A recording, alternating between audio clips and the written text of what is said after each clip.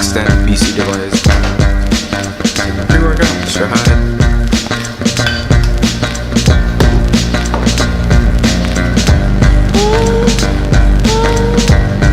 What is going on? So today is a leg day. I wanted to talk about something that's been on my mind lately, but really important. But I won't get to that until after I get back from the gym. I don't have Prime Lens today, so there's gonna be no cinematic whatsoever. Now I'm just watching Christian Guzman's latest video. It's Returning the Favor. He's talking about how he's releasing a lot more women's line, or this upcoming women's line on January 20th. I'm just watching that right now as I get ready to head to the gym. If you want like a really strong pre-workout, Mr. Hyde by ProSupps is the way to go. Ridiculously strong. I do about half scoop because if I do full scoop, I'll be up like all night. You want half scoop too? Mm-hmm. Okay.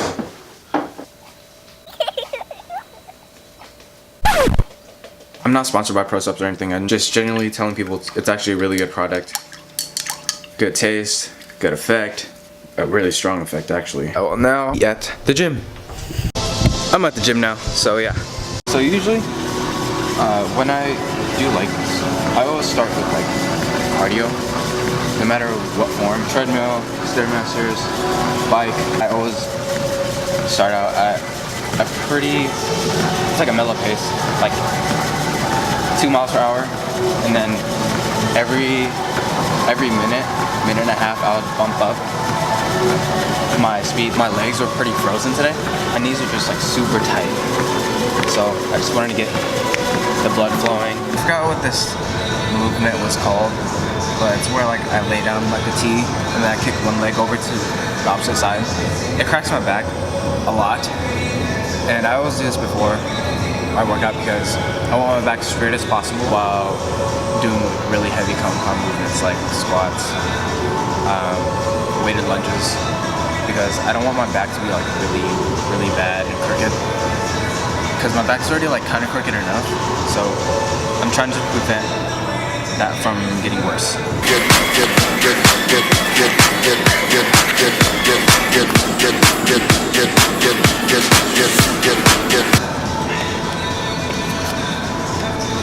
And then this stretch pretty much stretches your hamstrings, the inside, and the outer quad, for me at least.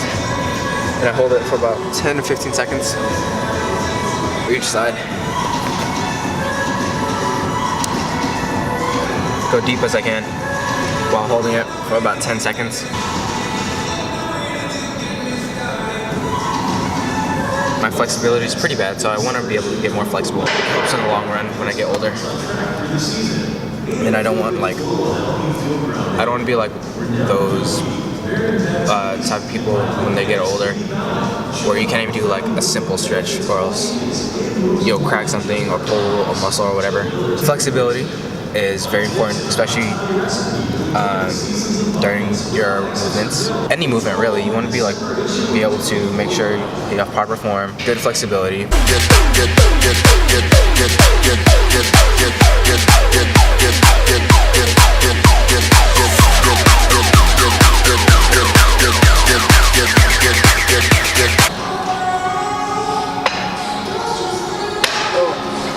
Moving on to squats. When you squat, you want to make sure your back's straight, chest up. When you squat down, you don't want to curve your back, or else you want a broken back. Feet shoulder width apart. Make sure it's aligned. You go straight, wide. I personally like my toes point a little out. When you go down too, make sure your butt sticks out a little bit. Back straight, chest up, down. Try to go ass to grass, but if you can't, it's okay, because it takes practice. So pretend you're holding them apart. Squeeze your glutes when you come back up, because you want to get that good isolation in your butt. Go down and come back up. Make sure your core is really tight.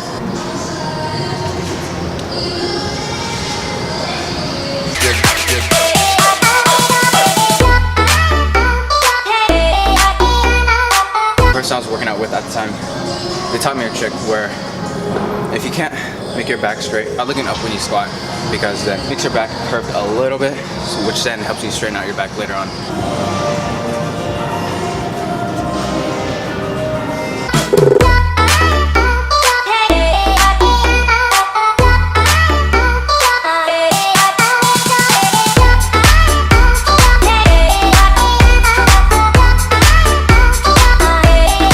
I forgot to include was arm position or hand position. Make sure your hand position is at a good point.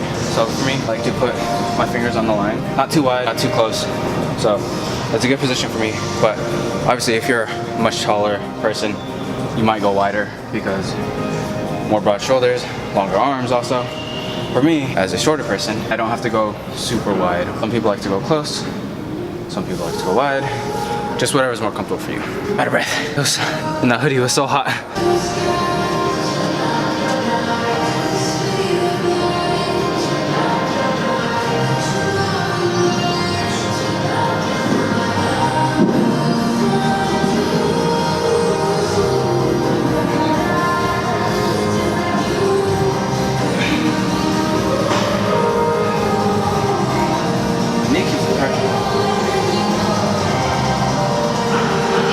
I know there's a lot of people who's new to the gym and see a lot of like experienced people with belts.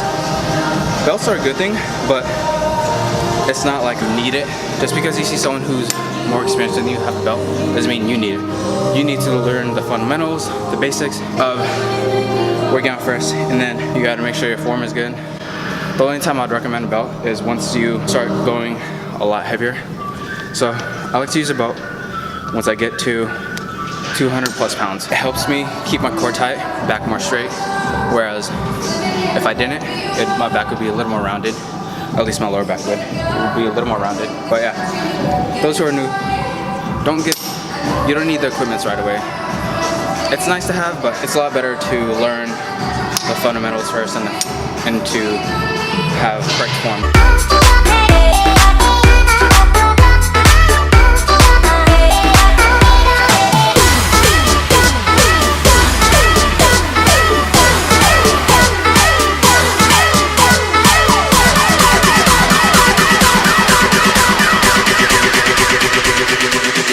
Get down low.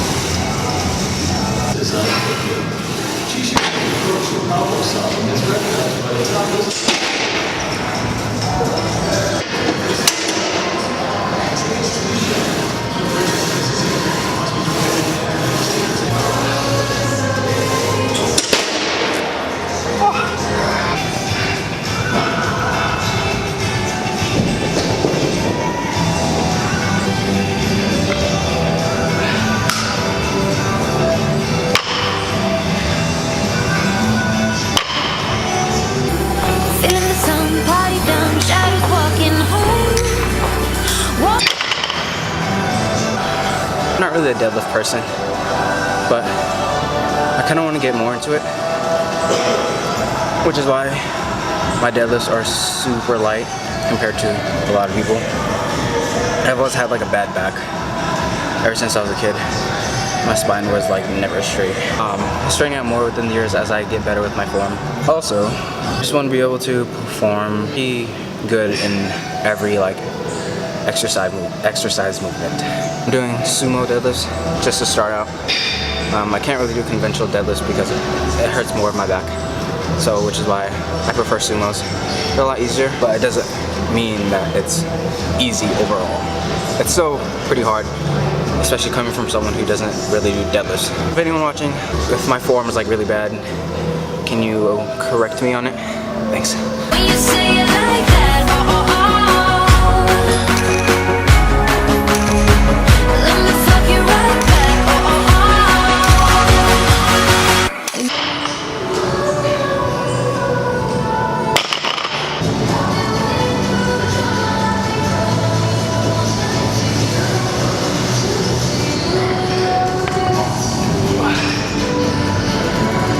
Got me falling right back.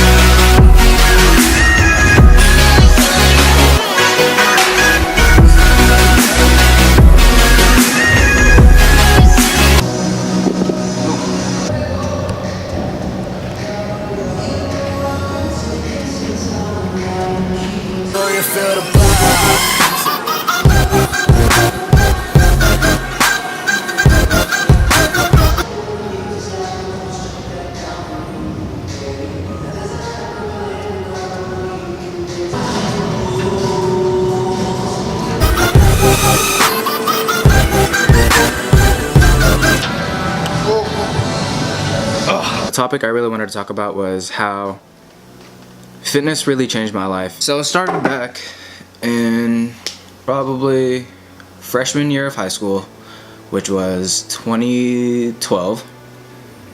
I was barely 100 pounds. I was probably 105, around there.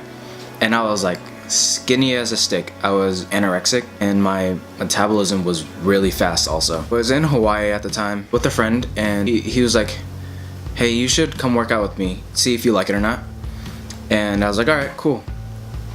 I remember like it was yesterday how first day I worked out, we were working on chest, and I was hardly able to do like 60 pounds. That's how weak I was. When I was coming down, it was so hard because I was so skinny, and when it hit my chest, it hurt because I'm all skin and bones.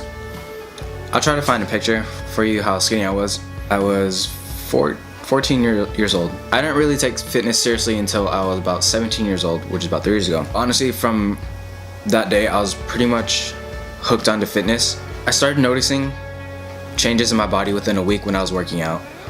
I started getting more confidence. People started to notice I was getting more weight onto my body.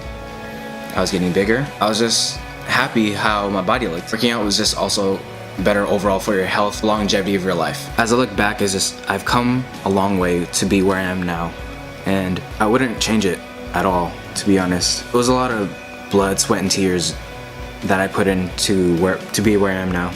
I am now about 145, 150.